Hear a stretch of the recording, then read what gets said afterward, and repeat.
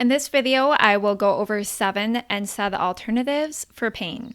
So if you've been diagnosed with chronic spontaneous urticaria, you may have been told to avoid NSAID medications.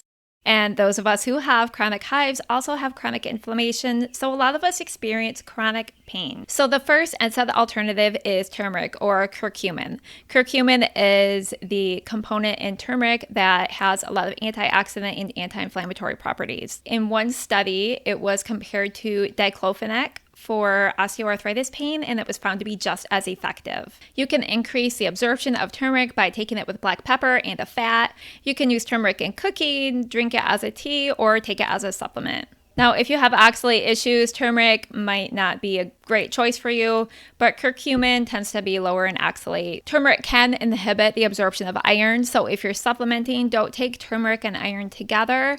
And if you are anemic, you might want to talk to your doctor about whether or not to take turmeric at all. Another NSAID alternative is garlic. And yeah, garlic smells, but it's got some really great anti-inflammatory properties.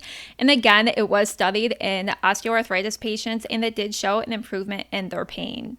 You can take garlic as a supplement, but it can cause some issues with decreased blood clotting, and it can interact with some medications, so check with your pharmacist or your physician. So capsaicin is another great NSAID alternative. Capsaicin is what gives hot peppers their spice, and it has a lot of great anti-inflammatory properties. Capsaicin can be applied topically or taken orally. I had a chemical burn once from a over-the-counter capsaicin pain relief cream, so make sure you do a patch test before you go slathering all over your body. The next NSAID alternative is ginger. I love ginger tea. You could use ginger in your cooking. You can juice ginger. You can take it as a supplement. And again, ginger does have studies that support it as a pain relief tool, and it has been shown to be just as effective as Motrin.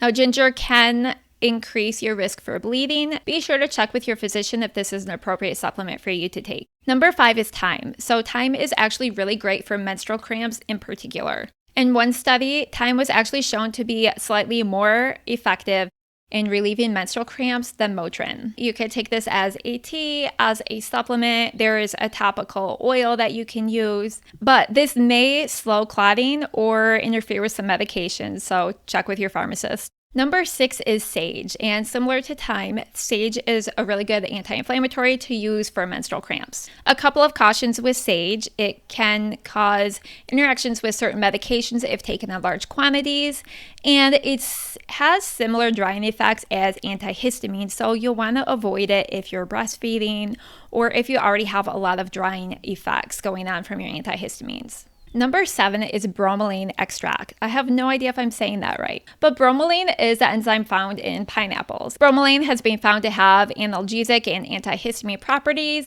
and it has been shown to be effective in relieving pain in osteoarthritis, sports injuries, and rheumatoid arthritis.